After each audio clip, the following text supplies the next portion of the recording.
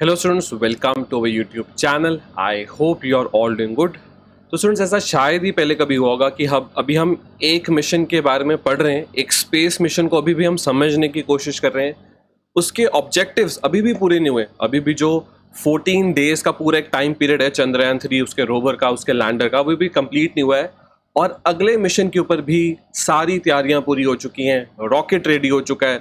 अगले मिशन को भी अब समझने की यहाँ पर बारी आ चुकी है। तो आज की स्टूडेंट्स इस क्लास में हम लोग समझेंगे आदित्य L1 मिशन के बारे में, इसके ऑब्जेक्टिव, इसका रूट, इसके इंस्ट्रूमेंट्स, कैसे ये पहुंचेगा अपने L1 पॉइंट तक, सब कुछ यहाँ पर समझने की कोशिश करेंगे। ठीक है, शुरू करते हैं स्टूडेंट्स। तो आदित्य L1 मिशन लॉन्च कब होगा? तो स्टूडेंट्स 2 सितंबर को ऑफिशियली अनाउंस हो चुका है। 2 सितंबर को लॉन्च किया जाएगा आदित्य L1 मिशन। बहुत इंपॉर्टेंट मिशन रहेगा इंडिया का, इसरो का, टू स्टडी सन। अब जैसे कि आपको पता है कि सन में एक बहुत ही बेसिक जो एक लिमिटेशन है कि आप सन के ज़्यादा क्लोज नहीं जा सकते, हीट बहुत ज़्यादा है। तो क्या किया जाएगा? आपने बहुत बार सुना होगा इस L1 पॉइंट के बारे में। तो ये L1 पॉइंट स्टूडेंट्स कैसे काम करेगा? देखो, अगर आप कोई चीज़ अर्थ के पास रखोगे तो वो अर्थ की ग्रेविटी में इंडल्ज हो जाएगा, अर्थ के आसपास ऑर्बिट करता रहेगा। अगर कोई चीज़ सन के ज़्यादा क्लोज जाएगी, मतलब इतना क्लोज भी नहीं कि हीट का इंपैक्ट पड़ा है, पर फिर भी अगर सन के क्लोज होगी तो वो सन की ग्रेविटी में आ जाएगा, सन के आसपास ऑर्बिट करेगा। आप इसको ऐसे समझो कि आपने ना एक स्टोन पे 2 थ्रेड्स बांध दिए। अगर आप इस थ्रेड को खींचोगे तो स्टोन इधर को जाएगा, इस थ्रेड को खींचोगे तो दूसरी तरफ को। पर अगर आप दोनों थ्रेड से खींचोगे तो वो स्टोन एक जगह स्टेबल हो जाएगा। ऐसा ही ये पॉइंट है L1 पॉइंट। अर्थ और सन की ग्रेविटीज के बीच में, देखो सन का साइज काफी बड़ा है, तो ये जो पॉइंट है ज्यादा अर्थ के क्लोज होगा। आप बोलोगे अगर इतना ही दूर रहना है इसने सन से, तो फिर हम अर्थ से ही स्टडी कर लेते हैं सन को, हम मिशन ही क्यों भेजें? देखो, चाहे ये सन से तो दूर रहेगा, पर फिर भी अर्थ और सन की जो अभी दूरी है उसको ये 15 लाख किलोमीटर से कम कर देगा। अभी ये अर्थ से 15 लाख किलोमीटर दूर जाके सन को स्टडी करेगा। ठीक है, तो ये कोई एक लैंडिंग मिशन ही है, ये एक सिंपली आप कह लो एक ऑब्जर्वेटरी है, सन से दूर रहेगी। पर हाँ, जितना अभी हम दूर है उसके मुकाबले डिस्टेंस काफी हद तक कम हो जाएगा। ठीक है, तो आई होप आप ये समझे कि L1 पॉइंट क्या एक पॉइंट है जहां पर दोनों ग्रेविटीज, अर्थ और सन की ग्रेविटी का एक इक्विलिब्रियम आ जाएगा। आई होप आप समझते हो कि इक्विलिब्रियम की जहां चीजें स्टेबल होने लग जाती है। ठीक है, जैसे आप एक सीसॉ पे बैठे हो, ऑलमोस्ट सेम वेट के लोग अगर बैठे हैं तो वो स्टेबल हो जाता है।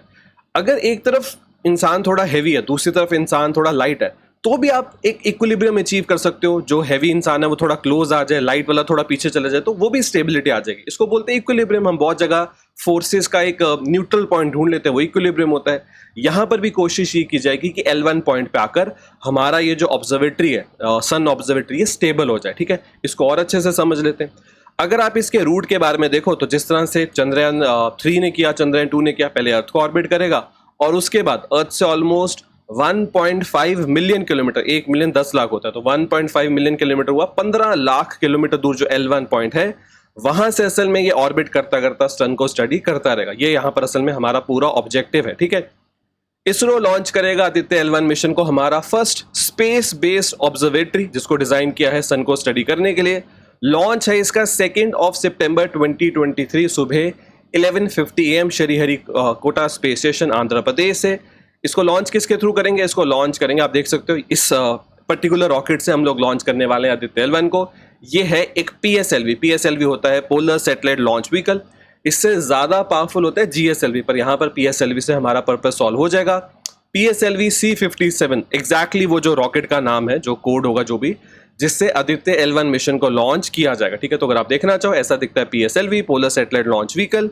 ठीक है, तो ये जो सैटेलाइट है इसको असल में एक हॉलो ऑर्बिट, आपको दिखा देता हूं। इस ऑर्बिट की बात करें, यहां पर हमको इसको प्लेस करना है जहां पर लैग्रेंज पॉइंट आएगा L1 पॉइंट। ठीक है, सन और अर्थ के बीच में जो ग्रेविटेशनल सिस्टम, उसका कहीं ना कहीं हम एक न्यूट्रल पॉइंट ढूंढने की कोशिश करें थ्रू L1। अर्थ से ये 1.5 मिलियन किलोमीटर, 15 लाख किलोमीटर की दूरी पे होगा। L1 पहुंचने में इसको कितना टाइम लगेगा? About 4 months. तो यहां से L1 पॉइंट पहुंचने में इसको 4 मंथ्स लगेंगे। उसके बाद ये अपनी जो सन को लेकर वेरियस स्टडी उसको शुरू कर देगा। ठीक है, तो एक और अच्छी चीज, L1 पॉइंट से ना कोई भी ऑब्स्ट्रक्शन नहीं आएगी। ये सारा टाइम सन को बहुत अच्छे से देख पाएगा, समझ पाएगा। कोई भी बीच में प्लैनेट या किसी और चीज की ऑब्स्ट्रक्शन फेस नहीं करनी पड़ेगी। सोलर एक्टिविटी, सोलर फ्लेयर्स को बहुत अच्छे से स्टडी कर पाएगा हमारा आदित्य L1 मिशन। ठीक है, चंद्रयान 3 की सक्सेस के बाद अब एकदम से L1 मिशन जा रहा है, होप्स बहुत हाई हैं, इसरो पे थोड़ा प्रेशर भी बिल्ड हो चुका है। पर इसरो एक बहुत ही परफॉर्मिंग ऑर्गेनाइजेशन है, उन्होंने हिस्ट्री में बहुत अच्छा परफॉर्म किया, बहुत अच्छा उनका ट्रैक रिकॉर्ड है। तो कंट्री बिल्कुल कॉन्फिडेंट है कि आदित्य L1 मिशन के थ्रू जो भी ऑब्जेक्टिव्स अच्छे से अचीव हो जाएंगे। वहाँ चंद्रयान 3 जो उसका लैंडर रोवर है वो अपना काम कर रहे हैं, चाहे सल्फर की प्रेजेंस देखना, चाहे मून के सरफेस पे टेम्परेचर डिफरेंसेस के बारे में पढ़ना। आई होप आप लोग ये सब चीज़ें फॉलो कर रहे हो। तो दो बहुत बड़े मिशन साइमल्टेनियसली हम उनके बारे में पढ़ेंगे और कुछ ही टाइम में हम गगनयान के बारे में पढ़ेंगे, जब पहली बार इंडियन रॉकेट से इंडियन एस्ट्रोनॉट्स को स्पेस में भेजा जाएगा 5 से 7 दिनों के लिए। वो अर्थ को ऑर्बिट करेंगे और वापस उनको लैंड करवाया जाएगा। वो जो गल्फ ऑफ कच्छ है उसके पास में जो ओशन है वहाँ उनको लैंड करवाया जाएगा। तो स्पेस में अगर आप देखो तो इसरो बहुत एक्टिवली काफ़ी सारे मिशंस पे ध्यान दे रहा है। अब हम फिर से वापस आते हैं आदित्य L1 पे।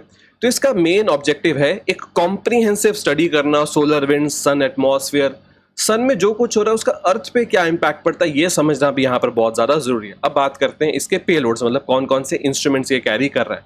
अगर आप देखो इसरो ने एक बहुत डिटेल्ड एक इमेज भी जारी करी है जिसमें सारे इंस्ट्रूमेंट्स के बारे में बात की गई। अगर आप उनके बारे में पढ़ना चाहो तो इसरो की वेबसाइट पे जाके पढ़ सकते हो।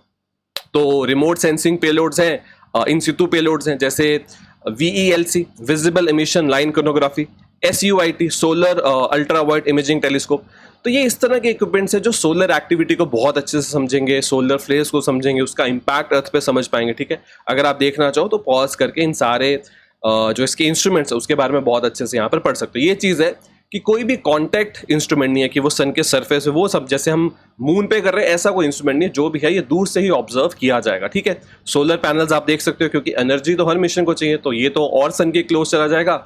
इसके सोलर पैनल्स और अच्छे से इलेक्ट्रिसिटी प्रोडक्शन कर पाएंगे, वेरियस इक्विपमेंट काम कर पाएगा। ठीक है, तो इसमें 7 तरह के वेरियस इसके पेलोड्स हैं जो कि डिप्लॉय किए गए हैं। ठीक है, और सोलर फिनोमेनन जिसमें coronal heating, coronal mass injection, pre flare activities, इन सब चीज़ों को समझा जाएगा।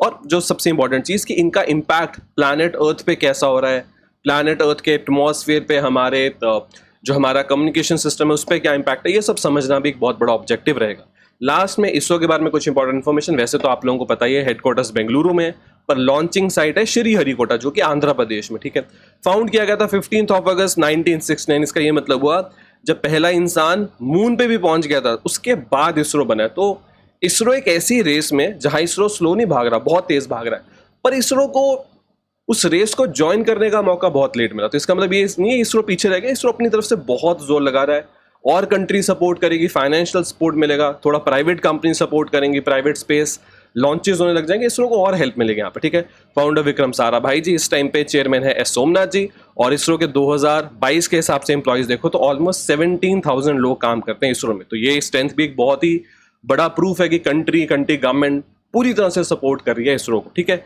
तो स्टूडेंट्स इसके साथ आज के इस एक छोटी सी वीडियो में, एक छोटी सी क्लास में आदित्य L1 मिशन से जो भी जुड़ी इंपॉर्टेंट इन्फॉर्मेशन थी मैंने आपके साथ शेयर करी। आई होप आप इस मिशन को ठीक से समझ पाए। आई होप जब इस मिशन को लॉन्च किया जाएगा तो आप लाइव जरूर लॉन्च देखोगे। इसरो ने जो लाइव स्ट्रीम है उसका लिंक क्रिएट कर दिया, पब्लिक कर दिया। आप इसरो की वेबसाइट पे जाके उस लिंक को, मतलब आप एक रिमाइंडर लगा सकते हो कि जब ये लॉन्च हो आप इसको जरूर देखो। ठीक है, मिलेंगे अपनी ऐसी ही नेक्स्ट वीडियो में, तब तक ले thank you, have a very successful day. अगर आपको क्लास अच्छी लगी तो आप मेरे चैनल को सब्सक्राइब कर सकते हो स्टूडेंट्स, इस वीडियो को लाइक कर सकते हो, उसको शेयर कर सकते हो। Thank you students, thank you.